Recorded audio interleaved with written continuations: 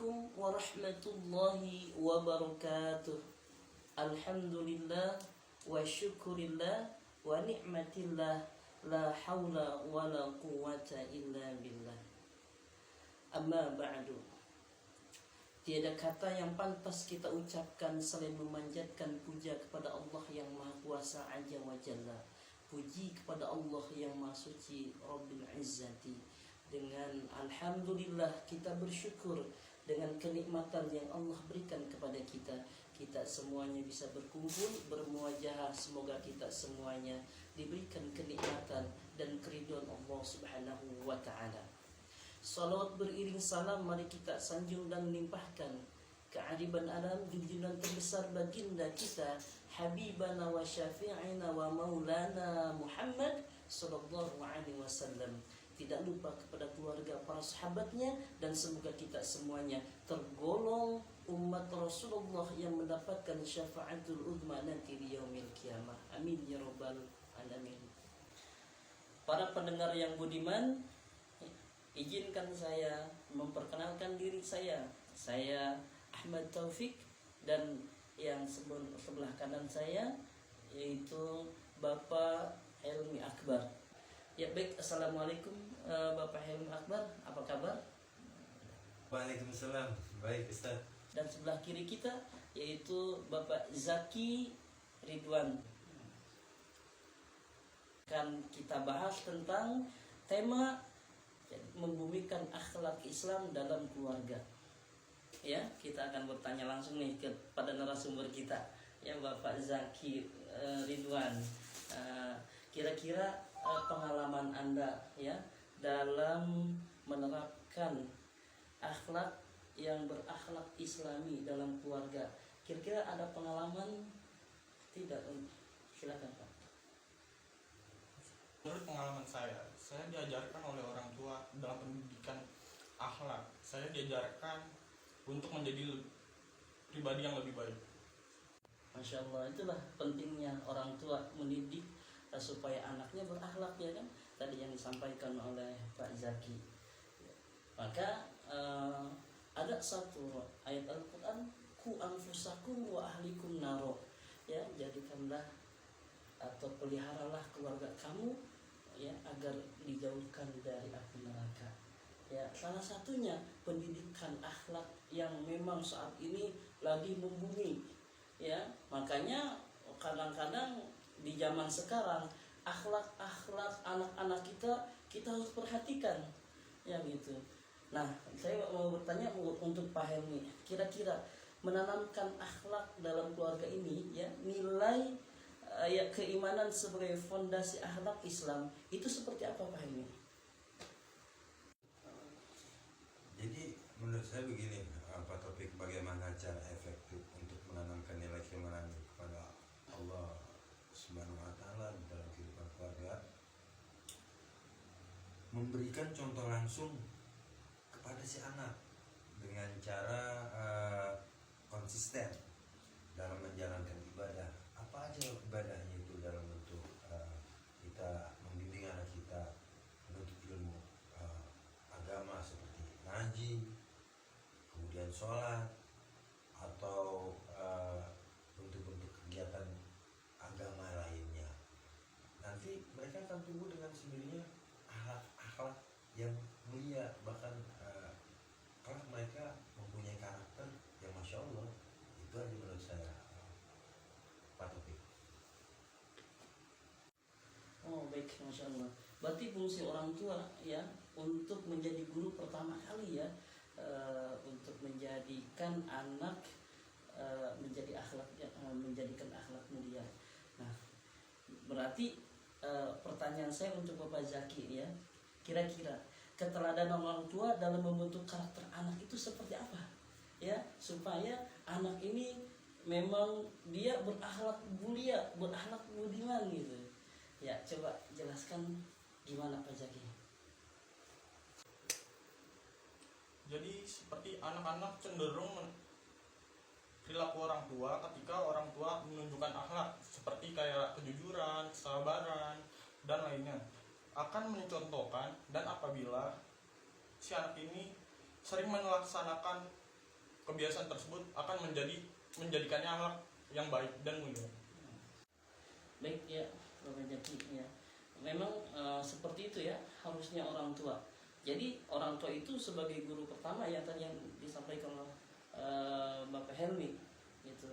Nah, untuk menjadikan orang tua, untuk menjadikan anak ya kan sebagai orang tua agar si anak ini menjadikan karakter atau perilaku yang baik yang dicontohkan oleh Rasulullah SAW.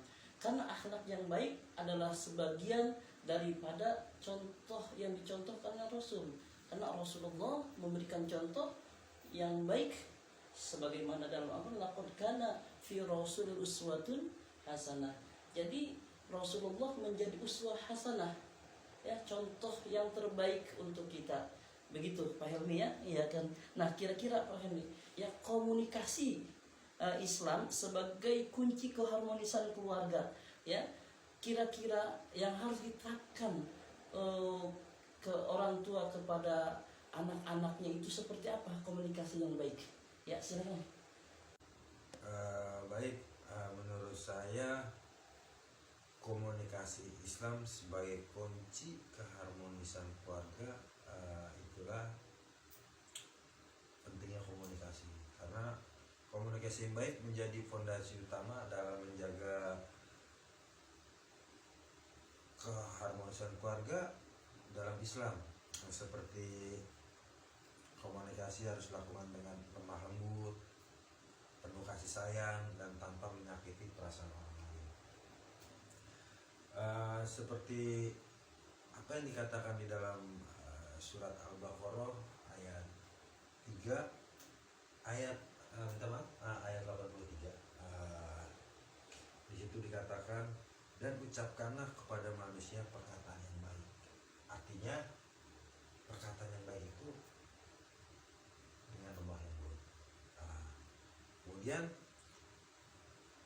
di dalam hadis pun dijelaskan oleh hadis riwayat Bukhari Muslim, barang siapa yang beriman pada Allah dan hari kiamat, hendaklah dia berkata yang baik-baik atau diam. Makanya ada peribahasa, diam itu apa? Saya Pak Taufik. Diam itu emas. Menurut saya seperti itu. Jadi membangun komunikasi keluarga untuk kepada anak itu sangat penting ya, luar biasa ya. Bahkan ya tadi ayatnya, hadisnya disampaikan yang luar biasa.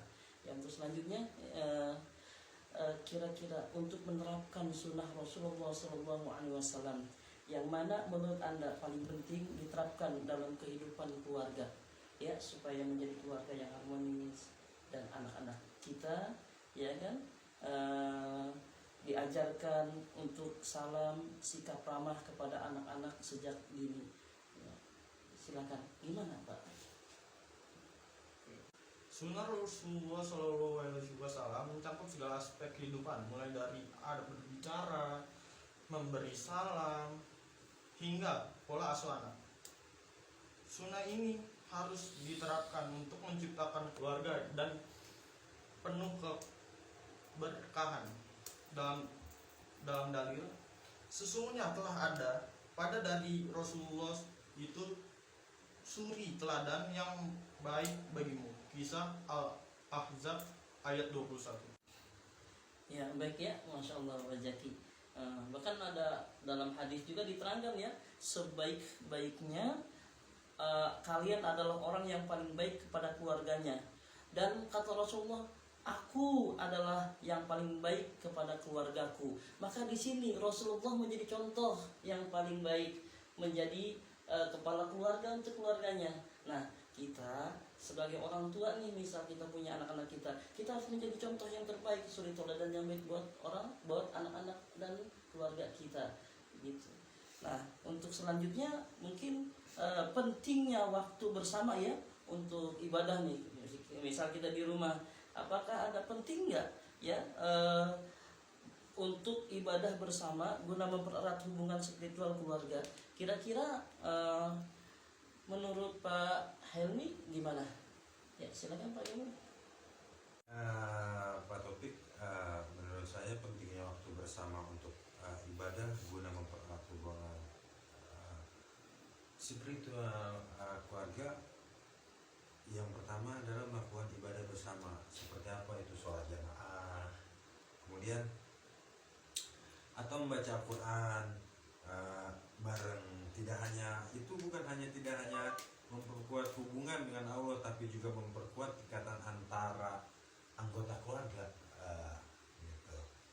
Seperti di dalam Al-Quran, di dalam surat Toha 132, di situ dinyatakan, dan perintahkanlah keluargamu mendirikan sholat dan bersabarlah kamu dalam mengerjakannya. Itu maksudnya. Di hadis pun dikatakan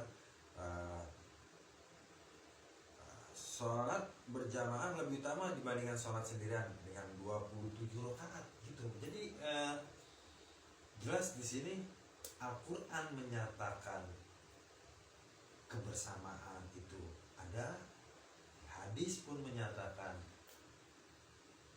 kebersamaan ada, dan bentuk pahalanya pun lebih tinggi gitu.